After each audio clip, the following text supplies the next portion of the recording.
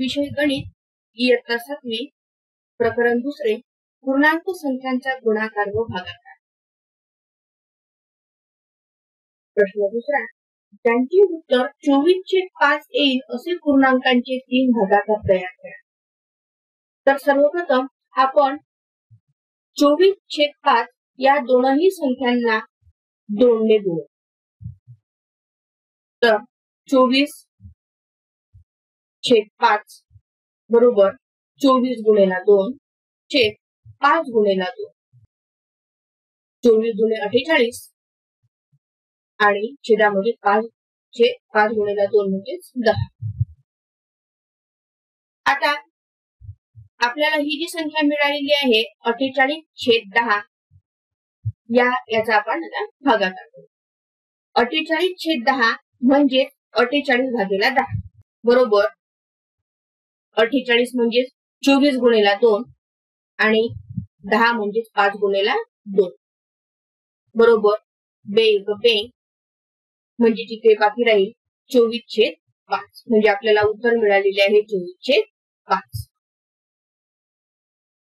हे झाले आपले पहिला भागाकार। यानंतर आपण 24/5 ला 3 ने गुणू। 24/5 बरोबर 24 गुणिले 3 आणि 5 गुणिले 3, 24 गुणिले 3 म्हणजे 72/15, 72/15 म्हणजे 72 भागेला 15, 72/15 म्हणजे 24 गुणिले 3 आणि 15 म्हणजे 5 गुणिले 3 म्हणजेच आपल्याला वरचाच गुणाकार इथे पुन्हा घ्यायचा आहे। तर 3 × 3 इथे बाकी राहतील 24/5 हा आपल्याला इथे दुसरा भागाकार मिळालेला आहे। 24/5 बरोबर 24 गुणिले 4 आणि 5 गुणिले 4 बरोबर 24 × 96 आणि 5 गुणिले 4 म्हणजे 20। 96/20 म्हणजे 96 भागेला 20 बरोबर 96/20। आता 96 म्हणजे 24 गुणिले 4 आणि 20 म्हणजे 5 गुणिले 4 म्हणजे वरचाच गुणाकार आपल्याला इथे पुन्हा घ्यायचा आहे। 4 × 4 इथे बाकी राहतील 24/5 म्हणजेच आपल्याला इथे दुसरा भागाकार मिळालेला आहे। प्रश्न 3, ज्यांचे उत्तर ऋण 5/7 येईल असे पूर्णांकांचे 3 भागाकार तयार करा। दुसऱ्या गणिताप्रमाणेच आपल्याला हे गणित सुद्धा करावे लागणार आहे। तर ऋण 5/7 या संख्येला आपण सर्वप्रथम 2 ने गुणू। ऋण 5 गुणिले 2 आणि 7 गुणिले 2 बरोबर ऋण 10/14, ऋण 10/14 म्हणजेच ऋण 10 भागेला 14 बरोबर ऋण 5 गुणिले 2 आणि छेदामध्ये 7 गुणिले 2, 2 बरोबर ऋण 5/7 हा पहिला भागाकार इथे आलेला आहे। आता आपण ऋण 5/7 ला 3 ने गुणू। ऋण 5/7 बरोबर ऋण 5 गुणिले 3 7 गुणिले 3 बरोबर ऋण 15/21, ऋण 15/21 म्हणजेच ऋण 15 भागेला 21 बरोबर ऋण 15/21 बरोबर ऋण 5 गुणिले 3 आणि छेदामध्ये 7 गुणिले 3, 7 गुणिले 3। आता 3 × 3 आणि बाकी राहतील ऋण 5/7 आपल्याला इथे दुसरा भागाकार मिळालेला आहे। ऋण 5/7 बरोबर आपण या संख्येला आता 4 ने गुणू। तर ऋण 5 गुणिले 4 आणि छेदामध्ये 7 गुणिले 4 म्हणजे ऋण 20/28, ऋण बरोबर ऋण 20/28 बरोबर ऋण 5 गुणिले 4 आणि छेदामध्ये 7 गुणिले 4 म्हणजे वरचाच गुणाकार आपल्याला पुन्हा घ्यावा लागणार आहे. 4 एक 4 आणि बाकी राहतील ऋण 5/7. इथे आपल्याला तिसरा भागाकार मिळालेला आहे.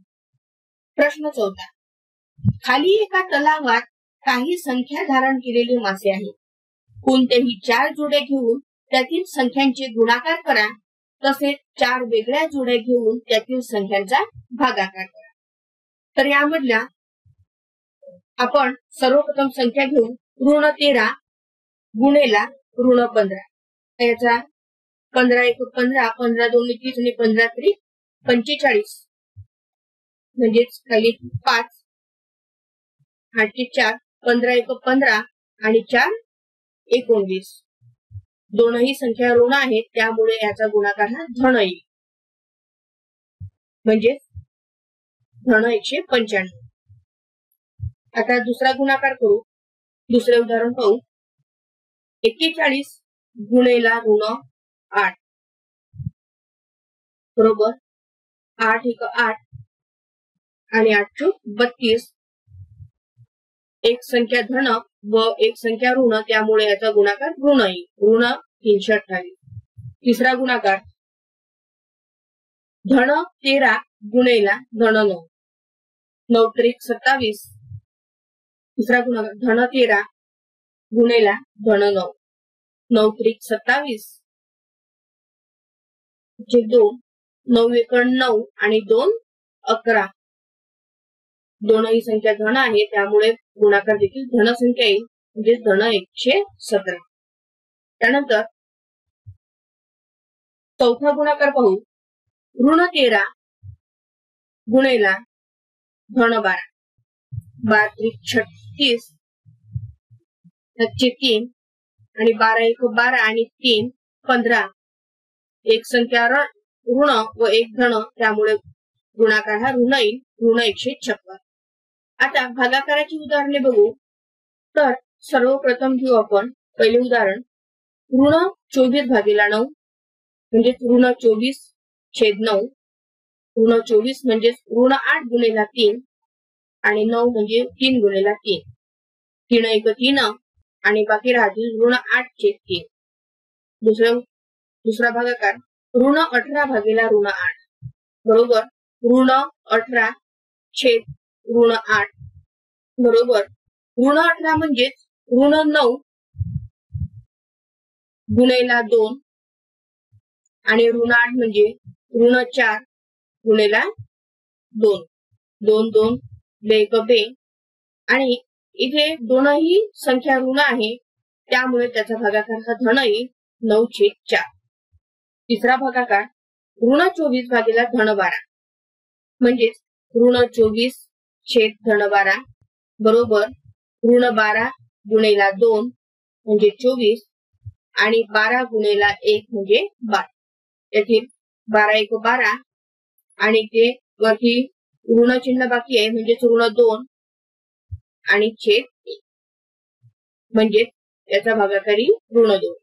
चौथा भागाकार आहे ऋण 27 भागेला ऋण 18 बरोबर ऋण 27 छेद ऋण 18 बरोबर ऋण 9 गुणेला 3 म्हणजे 27 आणि ऋण 9 गुणेला 2 म्हणजे 18.